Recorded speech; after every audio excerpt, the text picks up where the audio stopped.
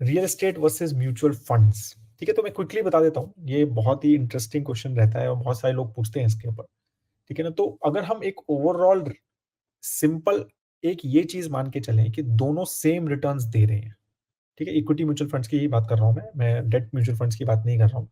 But अगर हम ये मान के चलें कि सपोज दोनों 10-10% का रिटर्न देते हैं, पोस्ट टैक्स दोनों 10-10% का रिटर्न दे रहे हैं एक लॉन्ग टर्म में, अगर हम ये मान के चलते हैं तो भी आप ये सोचो कि रियल एस्टेट को बाय करना कितना मुश्किल, सेल करना कितना मुश्किल, मैनेज करना कितना मुश्किल।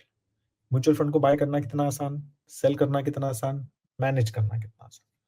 तो मैं लोगों को यही बोलता हूं कि real estate as a asset class, मतलब as a investment, real estate आप कंजम्पशन के लिए लीजिए, रहने के लिए लीजिए, अपने ऑफिस के लिए लीजिए, अगर आप बिजनेस करते हैं तो अपनी फैक्ट्री लगाना चाहते हैं उसके लिए लीजिए, बिल्कुल अपना आपको क्या कहते हैं सेकंड होम करना है जहां रहोगे, बिल्कुल लीजिए। आपका आपको क्या कहते हैं फार्म हाउस लेना है, बिल्कुल लीजिए।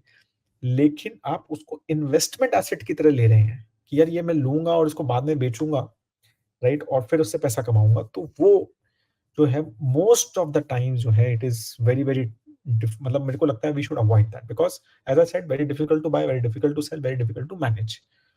ठीक है, उतना ही और रिटर्न्स जैसे मैंने बोला कि मेरे को लगता है एटलीस्ट लास्ट 10-12 ईयर्स में तो it has given lesser returns. ठीक है, 20 ईयर का होराइजन भी रखें तो मुझे लगता है कि सिमिलर रिटर्न्स है। ठीक है, क्योंकि एक बहुत बड़ी साइकिल आई थी 2006-7 से लेकर 2010-11 तक। ठीक है, जिसमें काफी अच्छे रिटर्न्स मोस्टली लोकेशंस पे बने थे। ठीक है, तो ये इस तरह से चलता है और वेरी डिफिकल्ट टू मतलब अंडरस्टैंड कि क्या रेट राइट है सेलर से बात करना, मतलब बहुत कॉम्प्लिकेटेड एसेट क्लास है उस हिसाब से। तो इसीलिए मतलब फिजिकल रियल एस्टेट की क्वेश्चन है।